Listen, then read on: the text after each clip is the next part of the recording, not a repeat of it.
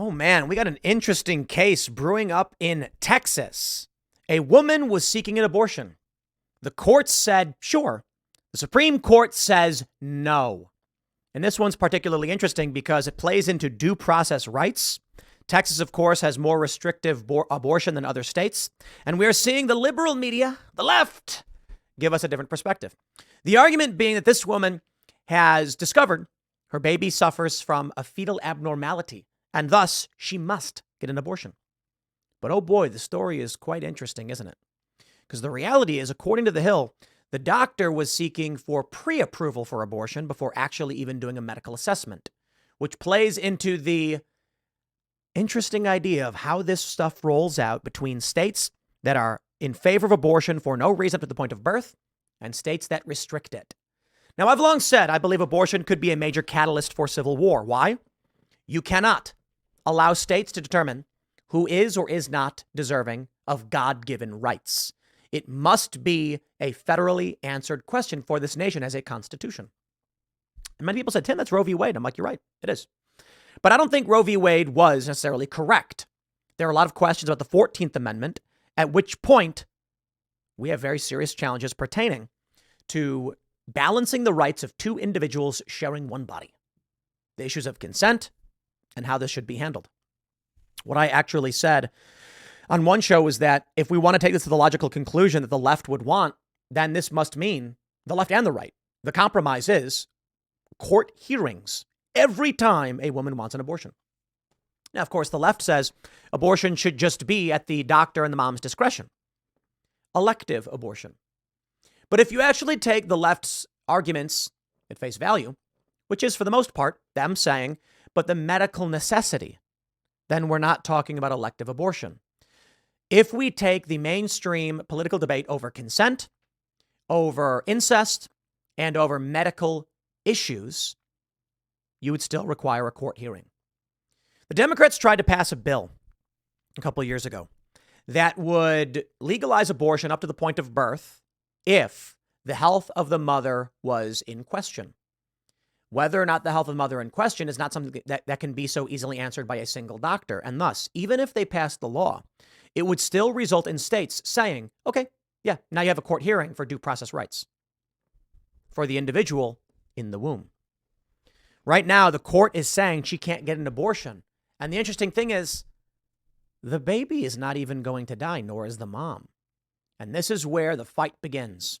Who has rights in this country? Before we get started, my friends, head over to thebestsongever.com and pre-order our new song, Together Again, coming out this Friday. We got an extended music video dropping on Friday as well. This is our big FU, teaming up with the guys over at the Daily Wire, Jeremy Boring and Michael Knowles, to give a middle finger to the music industry. Support our work at thebestsongever.com. Pre-order now, because I really do hope this song drops, hits Billboard charts, and then we can all laugh that we got a middle finger to the music industry on the Billboard charts with your support, if you believe in us. Here's the story from The Hill. The Texas Supreme Court has ruled against a lower court order that allowed Kate Cox, a pregnant woman whose fetus was diagnosed with a fatal condition, from having an abortion. I mean, I just love how insane these people are when they're writing these stupid stories. The Texas Supreme Court has ruled against a lower court order that allowed Kate Cox from having an abortion. Allowed from? What are you saying? Okay, hold on. Let's read more. What's basically the story is the lower court said, go for it. The higher court said, no, stop. In a 7-page ruling Monday, the state Supreme Court said Travis County District Judge Maya Gamble's decision to issue a temporary restraining order last week to allow Cox to have the abortion was a mistake. You see how they're making this very, very confusing? Maybe it's on purpose. She wanted an abortion. Texas says no. The court said, temporary restraining order on the law, you are allowed to get an abortion. Gamble's decision on Cox's medical emergency was put on hold by Texas State AG Ken Paxton, who asked the state Supreme Court to intervene in the matter. The Supreme Court temporarily blocked the lower court's ruling Friday. Quote, a woman who meets the medical necessity exception need not seek a court order to obtain an abortion, the court ruling says. Under the law, it is the doctor who must decide that a woman is suffering from a life-threatening condition during a pregnancy raising the necessity for an abortion to save her life or to prevent impairment of a major bodily function. The law leaves to physicians, not judges, both the discretion and the responsibility to exercise their reasonable medical judgment given the unique facts and circumstances of each patient. The court also found that Cox's doctor, Damla Carson, quote, asked a court to pre-authorize the abortion, yet she could not, or at least did not, attest to the court that Mrs. Cox's condition poses the risks the exception requires. These laws reflect the policy choice that the legislature has made, and the courts must respect that choice. The court said in its ruling. According to state law, a doctor who performed an abortion procedure could be sentenced to life in prison. Cox, 31, fled the state to get an abortion procedure amid the legal whiplash involving the case. Nancy Northrup, the president and CEO of the Center for Reproductive Rights, which has been representing Cox, told The Hill about its client's departure from the state, noting Cox has been to the emergency room 4 times during her 20-week pregnancy. Now, The Hill is the worst choice for this one. You probably should use a different one.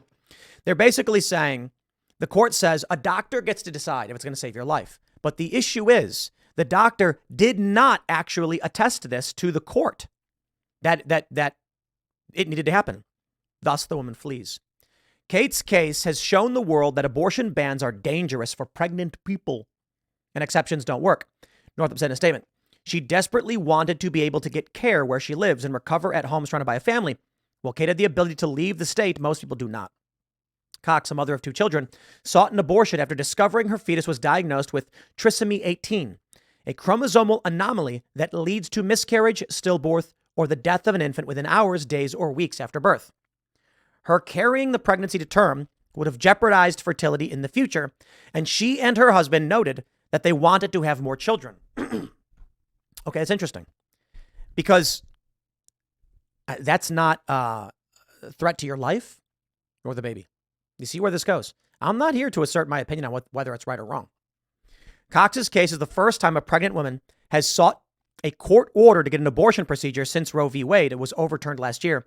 Texas and other GOP-led states have either implemented or enacted their own abortion bans and restrictions when Roe was overturned. So again, I may be getting this one wrong because it's really confusing how The Hill wrote this story up. But the general idea is that the Texas Supreme Court has ruled against a lower court that allowed Kate Cox from having an abortion. This is the problem. From having an abortion, allowed from? I don't know what that means. They've written this up in such a confusing way. But I think the general context is they ruled against a court that allowed Kate Cox to have an abortion. Allowed her from having an abortion? What does that mean? The state Supreme Court said she was wrong to issue a temporary restraining order last week allowing Cox to have the abortion. So the Supreme Court basically says the most important thing. The physician did not demonstrate that anyone's life was in danger and was seeking a pre-approval for an abortion without doing so. Let's get to brass tacks, my friends. The 14th Amendment. Now, I'm not a pro-life person. I would say that morally, I am. Legally, and in legal jurisprudence, I don't have a good enough answer for you. I think the challenge is determining the rights of 2 individuals sharing one body and how we deal with it is really tough. The compromised position would be that if a woman ever gets pregnant for any reason and ever wants an abortion, she would have to seek a court order justifying the suspension of rights of the fetus. The 14th Amendment says, nor shall any state deprive any person of life, liberty, or property without due process of law, nor deny to any person within its jurisdiction the equal protection of laws. The question then becomes, what is a person? Well, the 14th Amendment separates citizen from person, 2 distinct terms. It says all persons born or naturalized in the United States are subject to the jurisdiction thereof, are citizens of the United States and of the state wherein they reside. Notice, persons stands alone before born and before citizen. The concept of persons exists irrespective of birth and citizenship. All persons born or naturalized United States. One could make the argument that what they're saying is A person who is not born is not a citizen of the United States. A person who is not born or naturalized is not a citizen. Well, okay. But they are making the distinction that the unborn is a person right there. It goes on to say, no state shall make or enforce any law which shall abridge the privileges or immunities of citizens of the U.S. Semicolon. Nor shall any state deprive any person. You see the point? People don't really like the abortion thing. The issue here is we need this to be adjudicated properly, and there's no easy answer. I think the problem for a lot of women is, for a lot of people, because I mean men as well, when it comes to abortion, is elective abortion. Under the understanding of Roe v. Wade that we had and the laws of many of these blue states, many women, I think 90 plus, were giving no reason for their abortions, and often it was just contraception. The termination of a life without due process, the termination of a person's life without due process for no reason other than whoopsie daisies.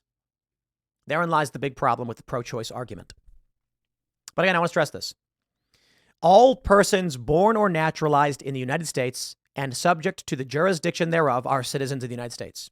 Okay, then let us ask the inverse. And it's an argument. I'm not saying it's absolute. All persons not born and not naturalized in the United States are not subject to the jurisdiction are not citizens of the United States. You see my point? In which case, the question then becomes, all persons not born and not naturalized would not be citizens. Therefore, the unborn person is not a citizen. However, the 14th Amendment is not making an argument for due process based on citizenship, but on personhood. Make the argument, my friends. You tell me. I am not making an argument morally for or against any of it. I'm making the point of the constitutional rights and how do they extend. When I've come to arguments with the left on abortion, the only thing they ever say is it's not a person. And I'm like, that's the stupidest thing I ever heard. It's not true. Okay? The unborn is a human being. It is a life. It is a person. End of story. The question is the rights of two individuals sharing one body and the challenges in enforcing these laws. And I don't know how to do it. So I lean more towards the pro-choice side. However, the traditional pro-choice was always safe, legal, rare, meaning at a certain point you can't get an abortion. And I have serious challenges with how we enforce and block elective abortion. I think abortion as contraception is wrong. But I think the point right here, you get it.